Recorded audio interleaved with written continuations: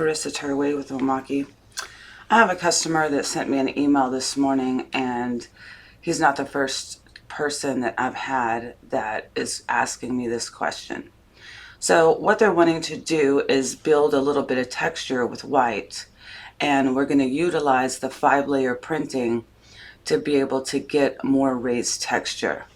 So you'll see with my files here, I have a white plate and a color plate and a white plate and a color plate.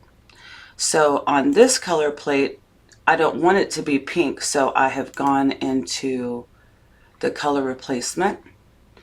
And when you go into the color replacement, you can select blink indicating and see how you can select that magenta, and then you can change it to whatever color you want. So what I'm going to do is, instead of using black, which you could do in this area, I'm going to replace it with just 15% black ink right here. So you select the replace, you come in and select how much of the black that you want, and then you can push apply. So once we have that set up, we'll go back out and we're going to go back in to compose this together. And I'll show you something that Rasterlink is doing that I want you guys to be aware of. So we know that all of these can print at the same time because it's a 4-layer document. So we have our white plate, that clear, the white plate. We have the pink plate that we color replaced with a little bit of black ink, the white plate, and then the color. So remember, we're not going to be able to put down 3 times the amount of white, but we're going to use this as a trick to be able to put texture with our white while printing on our roll-to-roll UV. So over here in the composition, you can drag and drop these in wherever you want, but you have to be careful to make sure you're watching your output order over here. So I'm going to composite these together. And you'll see once I compose them together, all of them are going to stay in the output order of 1. But you have to be careful, because if you decide that you're going to add a clear layer, let's say we're going to add a clear gloss layer on top of this. Remember, your clear gloss layer cannot print simultaneously while you're also printing white. So when I go and I'm going to compose these together, you can see that it's going to try to put all of these together to print at the same time. So if I go and I hit composite, it's going to show that these all can print at the same time, and they cannot.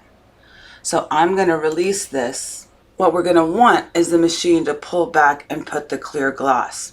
So remember, when you're printing on clear gloss, you have a little delay in your lamps.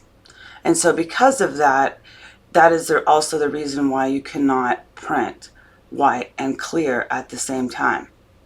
So you'll notice you have this little retract after print selection.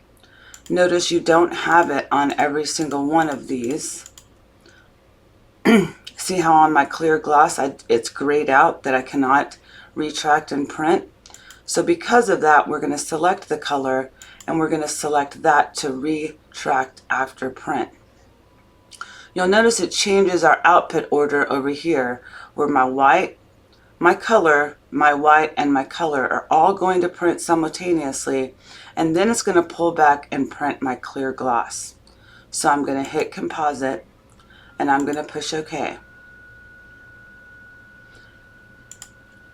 Once it's composited together, you'll see that it is grouped together with these black lines over here, meaning that these layers are going to be composited together. You'll want to also double check your output section over here to the right. So now our white, that color layer that we made a little bit gray, the white and the color are going to print simultaneously, and then the printer is going to pull back and print our clear gloss. Remember, when you do this application, you're going to be limited with the accuracy that this is going to do with pull back and print. So I want you to do your own testing to make sure, and please be aware you have to have all of your pinch rollers set good on the machine. If you have a material that is a mylar type film, you will want to put your pinch rollers on low. I hope this trick helps you out. Stay tuned for more educational videos and look at our events page to see when the next Rasterling class will be near you.